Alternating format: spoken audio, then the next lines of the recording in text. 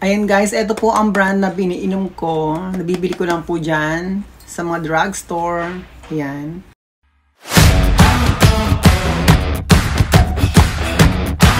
Audio Jungle.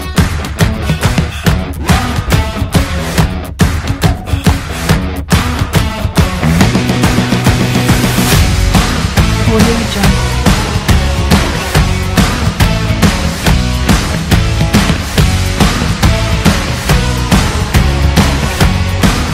Audio Jungle.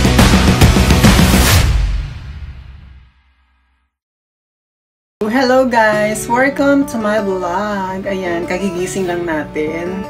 So, ituturo ko po sa inyo kung ano po ang aking mga everyday routine pagkagising, kung ano po ang mga kinakain ko or iniinom ko pagkagising ko sa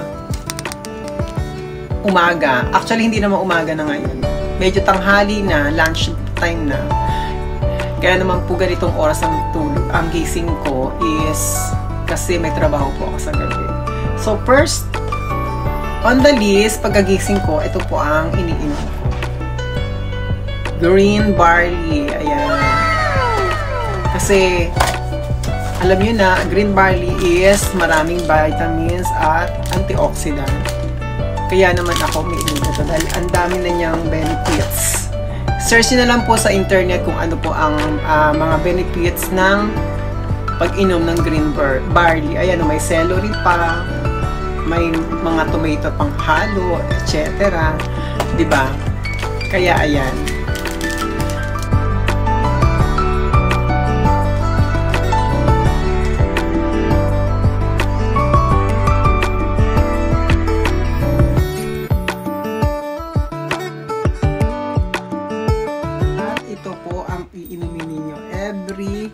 Gising. Whether it's morning or tanghali kayo magising, basta ito iinumin. Sa lasa naman, actually wala talaga siyang lasa. Parang lasang damo. Pero, kung talagang gusto nyo maging healthy, syempre, laban. Diba? Pero actually, nasanay na rin ako kasi tagal ko na kasi umiinom. Almost years na talaga ako umiinom. Itong green barley, kaya hinahanap-hanap na rin ang lasa.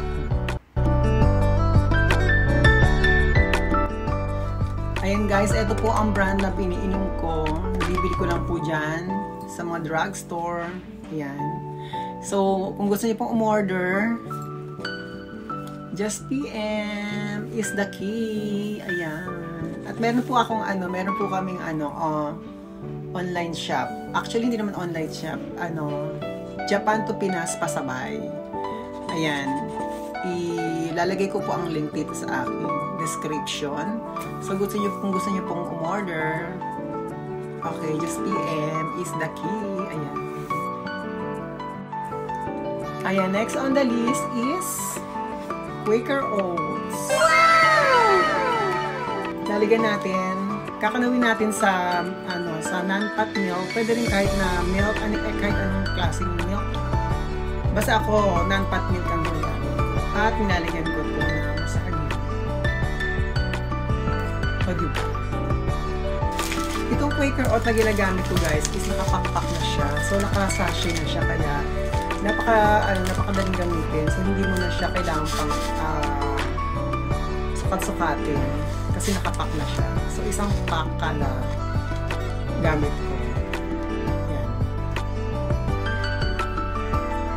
Ayan guys, eto na siya. So, hindi ko na siya pinakita kung paano ko ginawa. Nilagyan ko siya ng ng honey para magkaroon siya ng lasa. Actually, na-vlog ko na to dati. So, panoorin nyo na lang po. Lalagay ko po sa description ko kung paano ko ginawa. Kain tayo!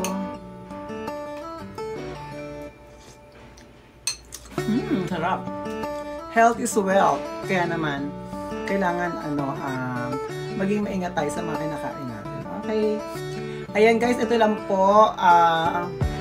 Sana naman magustuhan ninyo ang aking mga simple tips kung paano maging healthy at kung paano nyo alagaan ang ating katawan. Tapos, kung sa inyo pang mga hindi nakasubscribe sa aking channel, please subscribe and click the notification bell para maging updated para kahit paano i-share ko kung ano po ang aking mga